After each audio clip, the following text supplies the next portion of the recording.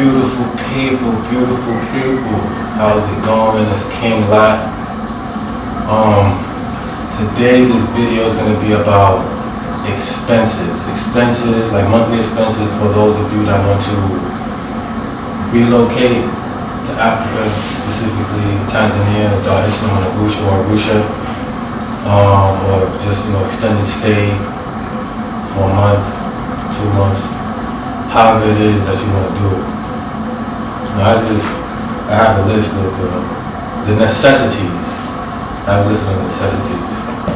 But anyway, I just want to introduce myself. I am King Lot. I've been in Africa for about 7 months. I spent about 5 of those months in Arusha, and I've been in Dar Es for 2 weeks. 2 months. Now, if it was up to me, I prefer Arusha. But since I relocated here, it's best for me to start a business and get it started in Dar Es Salaam, since it's like a densely populated area. The reason why I like Arusha is because it's more green and I like nature and hiking and stuff like that. But I guess that's like another topic for another time. Now, houses in Dar Es Salaam and Arusha, the monthly rent. So here you can find a decent sized home with a front yard, backyard, 300 shillings. Sorry, 300,000 shillings. Now, in American, in the US money currency, that would be $129, $130, depending on when you convert. Now, that's not bad. Now, the agreements, they usually do 3 months, 6 months, 12 months in those agreements. So you just have to, do your calculations, do the math, and drop that lump sum. But, coming from where we come from in the US, that's not really a bad deal. Especially to get a front yard, backyard, decent space, clean apartment, it's not bad. It's not bad. And it's not a densely populated area as far as the village. You understand? So you could be in and out comfortably, depending on the house you have. You could have neighbors within the compound, or you could have a compound by itself. But if I'm not mistaken, I'm pretty sure that would cost a little bit more money. And to be honest with you, that would be my next move. Getting a compound to myself, because I have dogs, and not everybody is too fond of dogs. Depending on what you're into, it depends on where you end up at. Like if you want to focus on business, and I would recommend if you're relocating here, I would recommend to big cities, major cities. The only major city that I've been to is Dar Es Salaam, so I can only give you information on that. I've been to mostly little villages and small towns. So your best bet if you relocating is to in Tanzania, and if you're coming to Dar Es Salaam, it's best to start a business here and then focus on everything after that. Just get a business established and then focus on whatever it is that you really want to do, because it might get a little bit difficult and discouraging.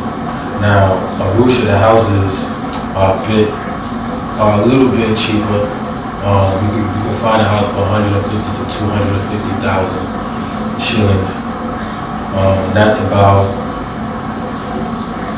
$50 to $60, $70 in that range. Now, that's not bad. You understand? But then you have to think it's a little bit harder to open up a business in Arusha and places like that, depending on who you know, because it's all about who you know and how big you want your business to grow and how fast you want it to grow. Now, food is most important because you cannot survive without food, right?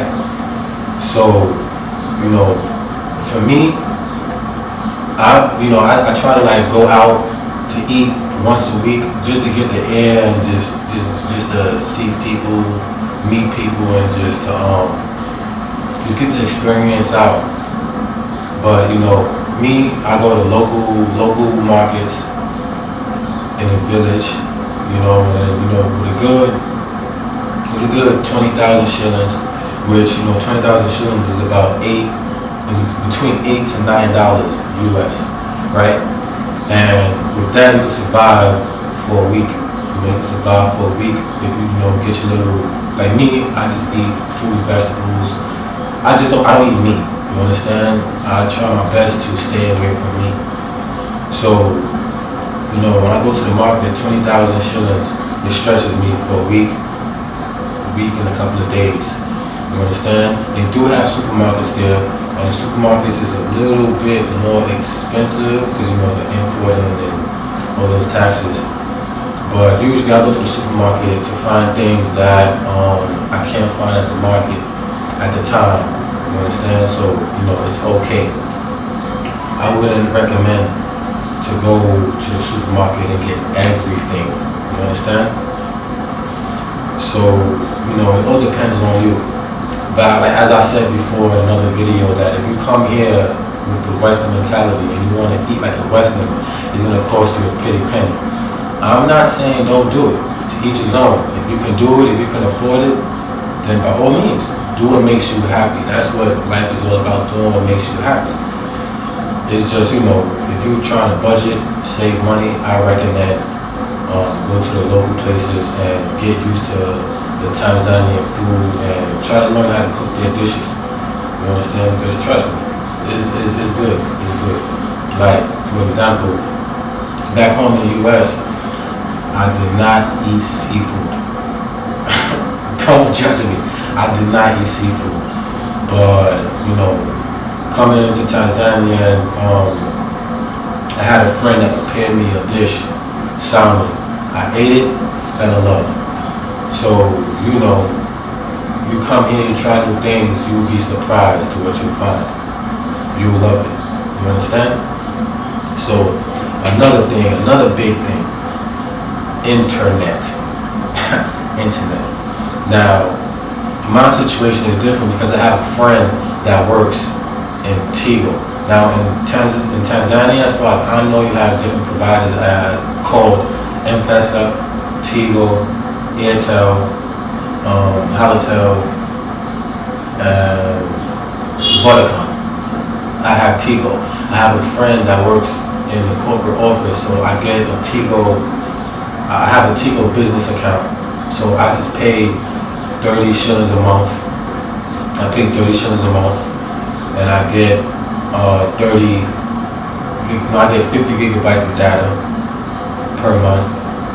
So, that's my situation. If you happen to get lucky to have a friend that works in this place and can hook you up, by all means. But usually, somebody coming from abroad, from the US, and how much you use the internet, 30 to 50 gigabytes, that's not bad. And it's like, let's say, if you don't have a business account for Tigo, if you want 50 gigabytes is 50 T shillings.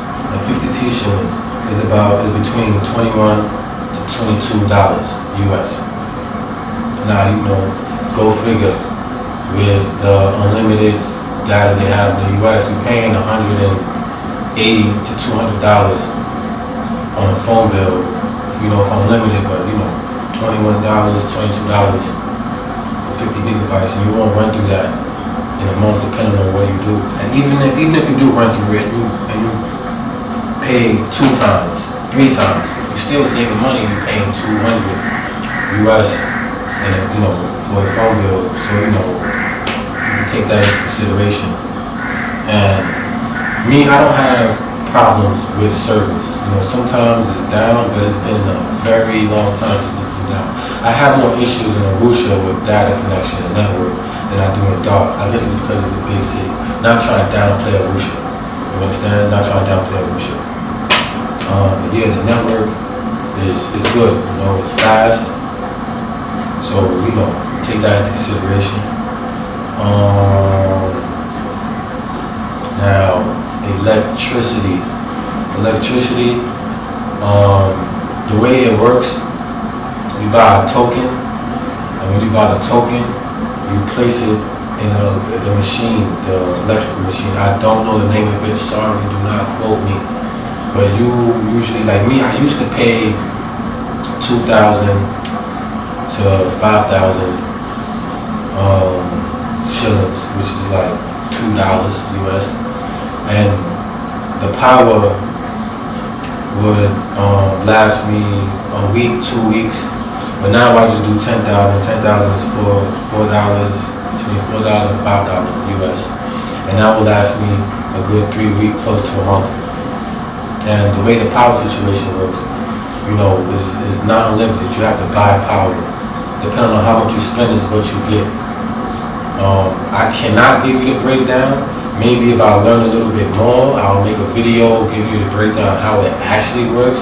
But the best way I can explain it, is like, as I said, you buy these tokens. You can buy them from a local shop. You can buy them through your phone, through whatever app, whatever phone service you have. They have an app for it, and you can buy it through that. And you know, whatever you spend is how much power you get. So, you know, that's something that I would definitely have to make a video for. Sorry. So, you know, house, food, internet, electricity, those are the 4 main things that I feel that you need to have down pat, and that will make the stay a tad bit easier.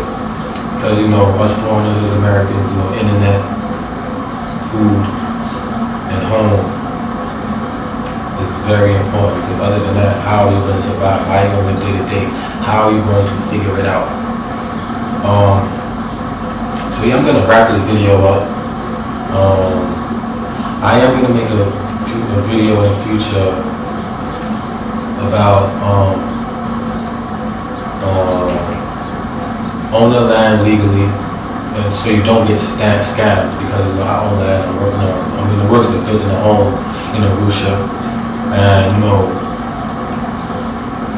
I went through trials trying to figure out the best way I could own the land and build a house with me feeling safe and secure. You understand? And, you know, and it all boils down to who you know and what kind of people they are. Because, you know, for the most part, as far as my experience, everybody shows you love, everybody's welcoming, but you do have people that try to get over. I've heard stories, I experienced it once or twice, but it wasn't really that bad. But I've heard more stories that it actually personally happening to me. So, you know, look out for that video.